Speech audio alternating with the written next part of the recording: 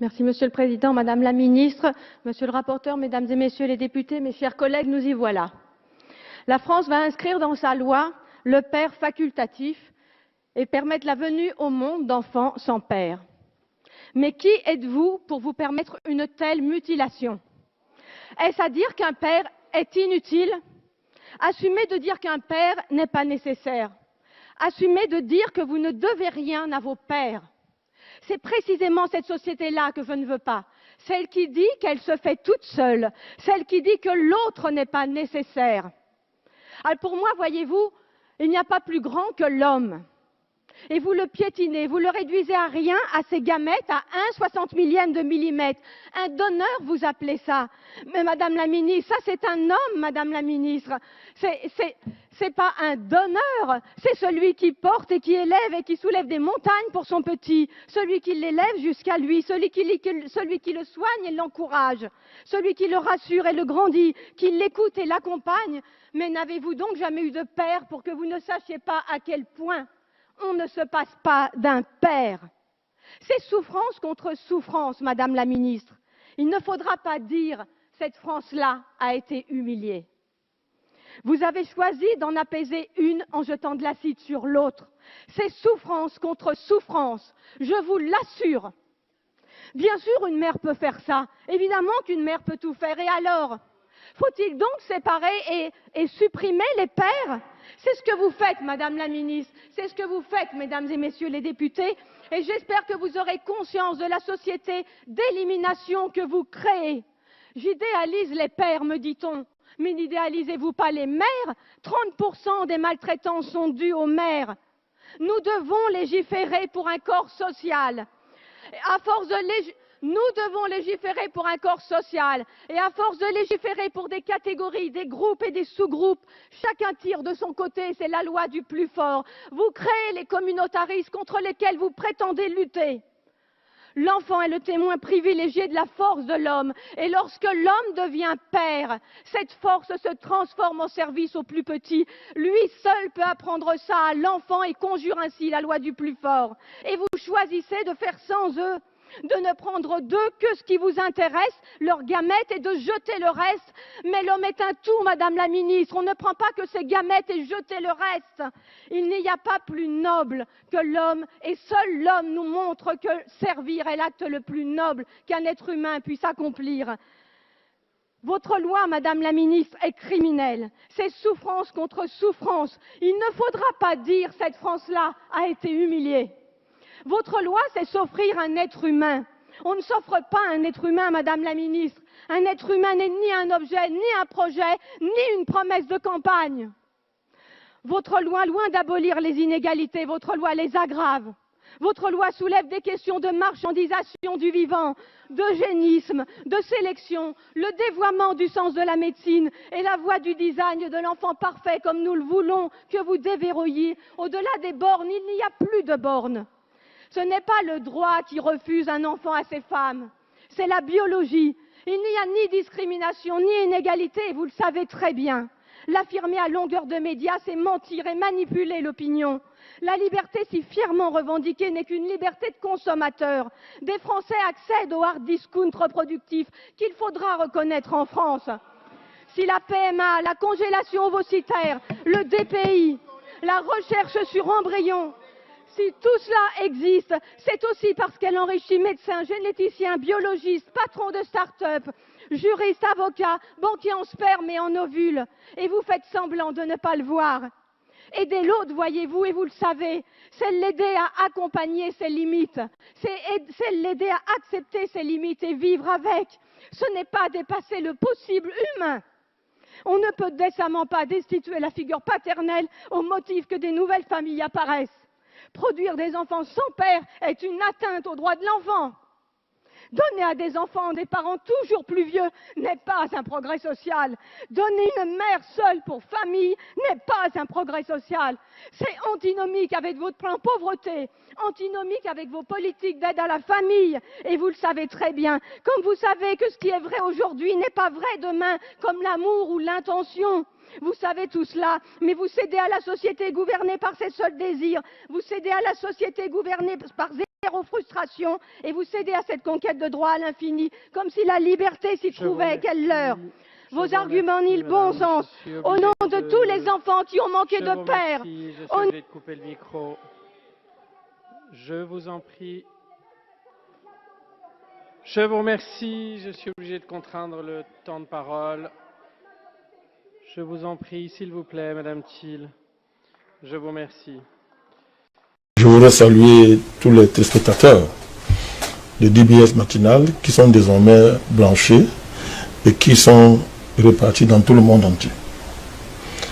Je suis vous voyez ce matin, j'ai un visage grave parce que on a déclaré la guerre à l'humanité.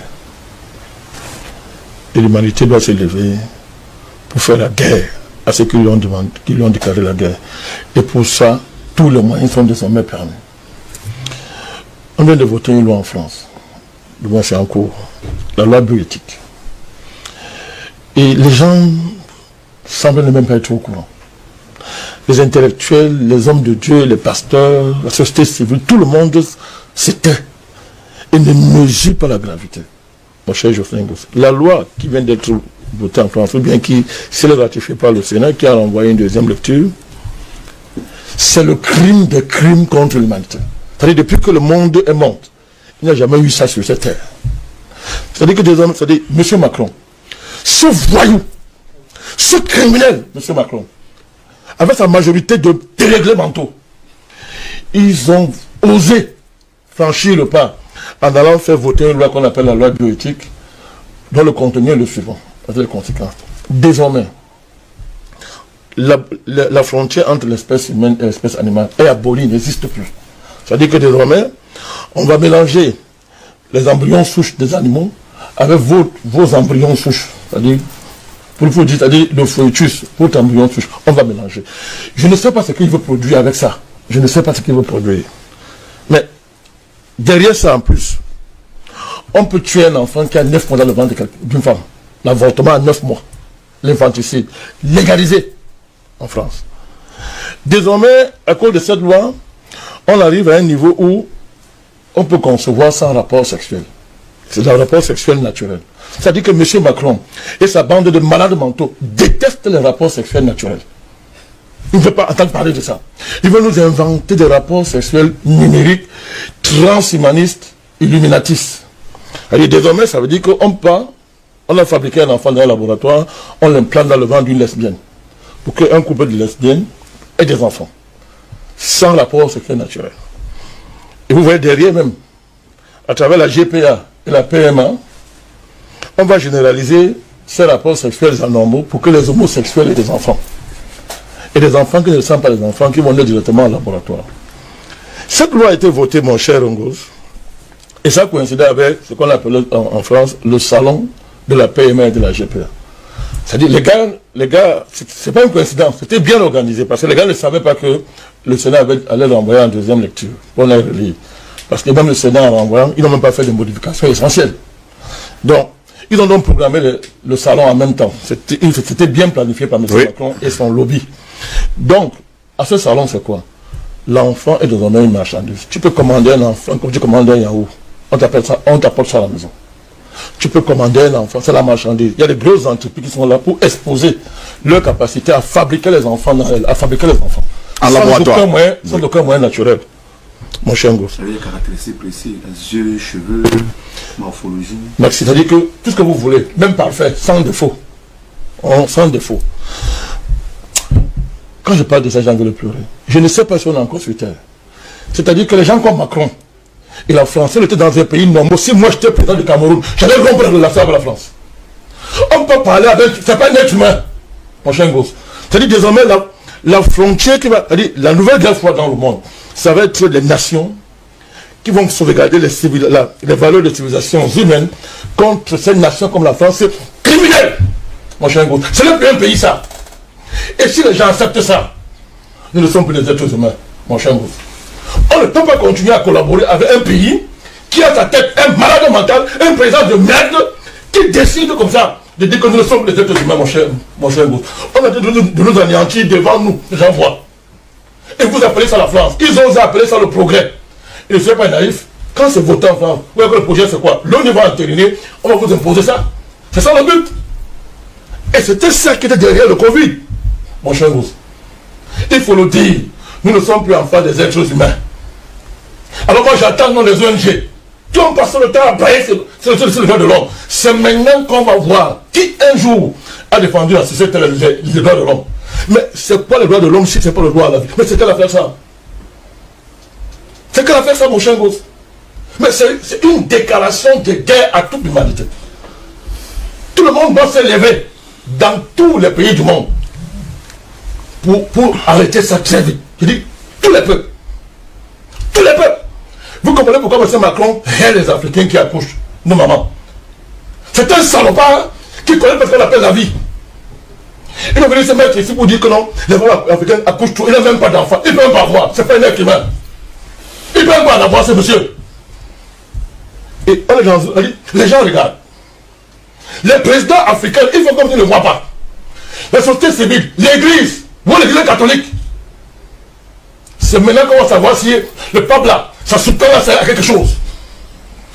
Où sont les imams? Allah, il est où? Où est Allah? Il est où? Ils disent quoi? Pour qu'un petit salopard comme ça, un vaurien comme Macron, s'amuse comme ça avec la vie humaine. Mon cher gosse. C'est quand même terrible. Je conclue en disant. Oui. Si vraiment mon Dieu est vivant, et je sais qu'il est vivant, si l'humanité a un père qu'on appelle Dieu, qu'il se lève et détruise ce pays, qu'il allait arrêter la terre, et j'assume ce que je dis.